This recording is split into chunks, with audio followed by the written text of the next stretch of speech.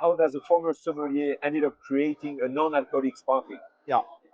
Um, the answer to that question is that one day we was doing service at the restaurant, and then the head chef came to me and said, Jacob, I just received some very, very fine, fragile, wild forest strawberry, actually from France.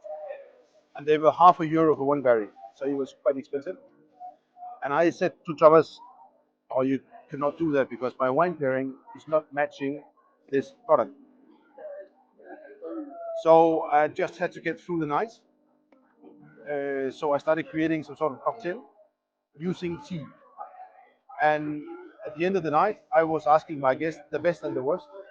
The best, so I could tell my staff, well done. The worst, so I can get better the next day. Surprisingly many people came to me and said, that tea you made there, that was spot on, that was amazing.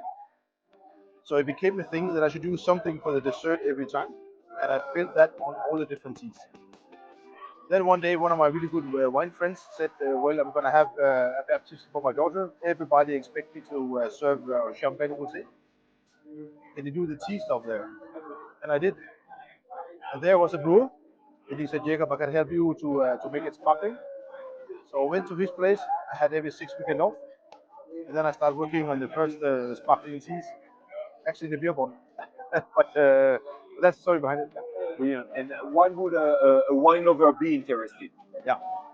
Well, and tea have so much. Tea have so many flavors.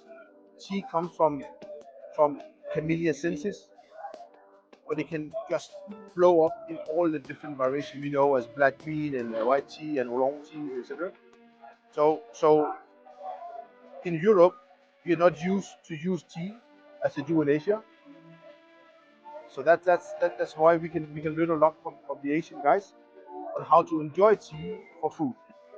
I just made one more step and made it sparkling, so it's a new category because I do not serve it hot. I do not serve it in a pot as you normally would do.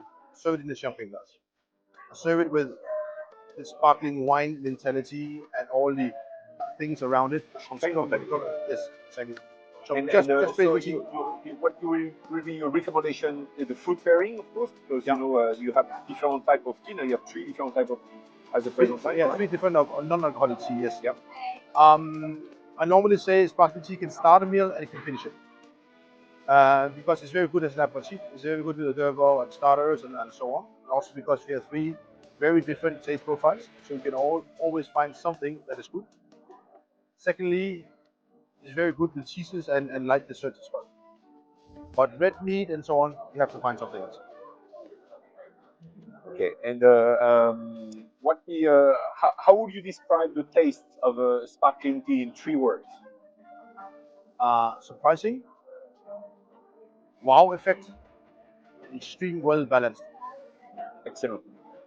And of course, we discussed about the food pairing, but to you, what is the perfect moment or the best moment to enjoy it outside maybe pairing it with food? Yeah. Um, with a bold smile, I say I love to introduce everyday drinking again. Very good.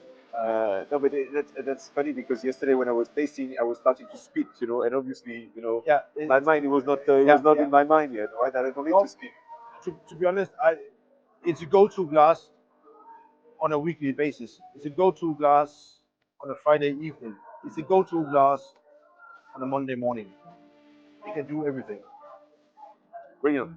And do you want to say a few words on the one you have in front of you, or? The Lyserød or the pink one, it is actually the driest one we have, and it's a very good example on how I work with flavors. Because coming from the wine industry, I will always look into the attack, the middle palate, and the aftertaste. And it's very important that you have something to think about in all three stages. The attack is the first impression you get of the product. You already have a little bit about the color, and you can see it's sparkling. Your expectation is there. So the first thing about the attack is to get it confirmed that is correct what I'm thinking I'm gonna do. That comes in quite automatically because you say, okay, it's a cold, it warm, so split out, should I drink it, or whatever. Then the middle palate, which you need to be quite tight, because there you have your first single thought, what am I drinking here? That's here you make your decision. Then of course the aftertaste, that is conclusion. And you need to kick in all three steps. Otherwise you don't have a product. That's why we see some non-alcoholic dealcoholized wine have some issue on the middle palate. So they try to compensate the sweeter stuff. They don't kick in the complexity in the middle palate. That's why tea is amazing. And what will be the infusing period time for that? It's very different. This one is based on 11 different teas. And I use a white tea to soften the liquid, so it's very soft on the palate. Yep. I use green tea for depth and umami flavor, black tea for strength and backbone and tannin, and then you have aroma teas on top to create complexity. But it's very important to have a combination of everything. So you do the assemblage after each of the infusion, or you infuse it at the same time? The first thing I do when I do a production, I have to prepare the water first. The softness is very important in tea. So I need to have the right softness of the water. Secondly, I need to remove the air. So I have no air inside the water. Then start the heating, then start the infusion or the brewing of the teas at different temperatures in different time intervals. Then comes the blending, then comes the filtration and so on, and then comes the bottling, then comes the resting period, then it's ready to be sold about 6 to 8 weeks later. Fantastic.